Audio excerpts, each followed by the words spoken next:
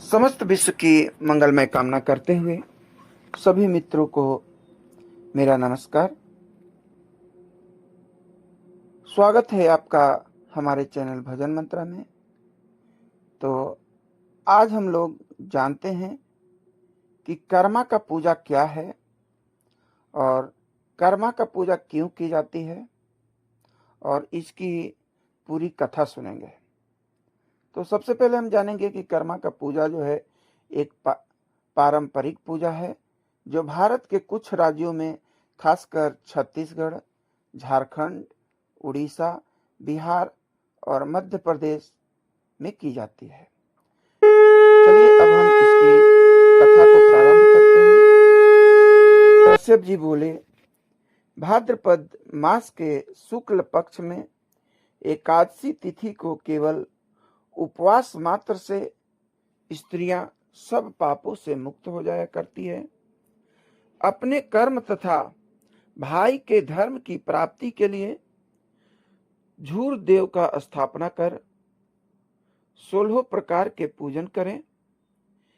विश्वामित्र जी बोले, इस व्रत का एक वृतांत मैं आपको सुनाता हूं, आप लोग ध्यान पूर्वक सुने। पहले सतयुग में द्विज शर्मा नाम के एक राजा थे। उनके 2 पुत्र थे। उनका नाम कर्म और धर्म था। कुछ समय बीतने के बाद द्विज शर्मा स्वर्ग को प्राप्त किए और कर्म धर्म दोनों भाई घर का कार्य देखने लगे। धर्म की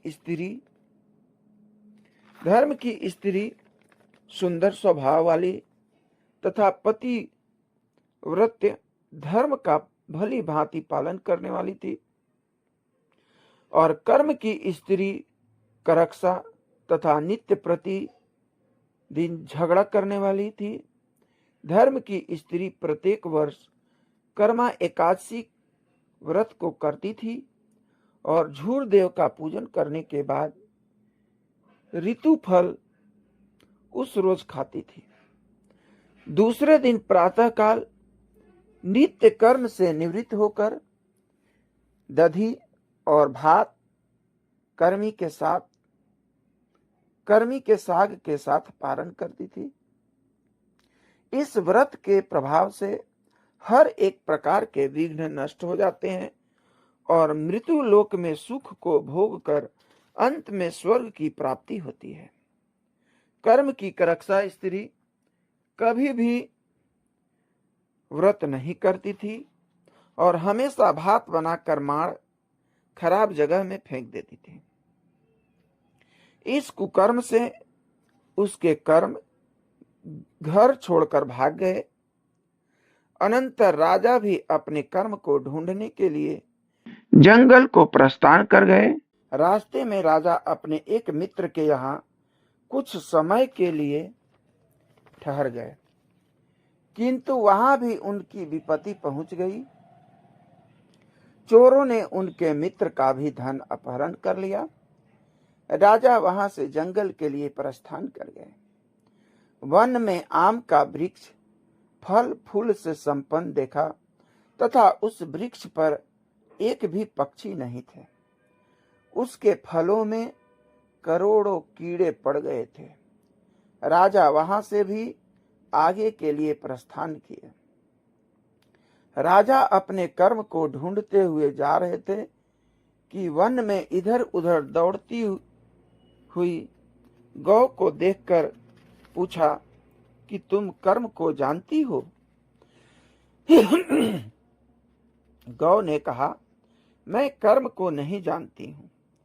राजा व्याकुल होकर और अपने जीवन से निराश होकर तथा दीर्घ गर्म सांस को छोड़कर यमुना के तट पर गिर पड़े। ऋषि के स्वरूप को बनाकर उनका कर्म बोला कि तुम इधर आओ तथा उनका दाहिना हाथ पकड़कर यमुना में प्रवेश कर गए। वहां जाकर राजा ने पूछा, हमारे घर को छोड़कर मेरे कर्मदेव भाग गए हैं, इस कारण से मेरी संपूर्ण संपत्ति नष्ट हो गई है। यह सुनकर कर्मदेव राजा से बोले कि तुम घर जाकर भक्ति के साथ कर्मा एकादशी का व्रत करो। इस व्रत के प्रभाव से पापों से छूटकर तुम उत्तम सिद्धि को प्राप्त करोगे। पुत्र पौत्र के साथ तेरा सभी मनोरथ पूर्ण होगा।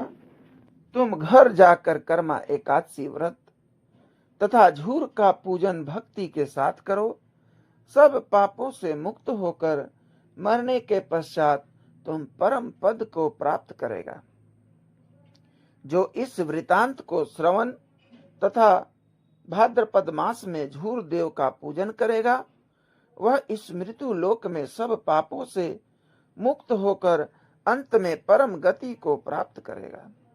राजा ने ऋषि से पूछा कि हे देव, मैंने वन में जो गाय और वृक्ष देखा वे कौन थे? ऋषि बोले, हे राजन, वह वृक्ष दूसरे जन्म का विद्वान पंडित था, किंतु शास्त्र में निपुण होकर भी विद्यार्थियों को विद्या का दान नहीं दिया, इसी कारण से वृक्ष हुआ।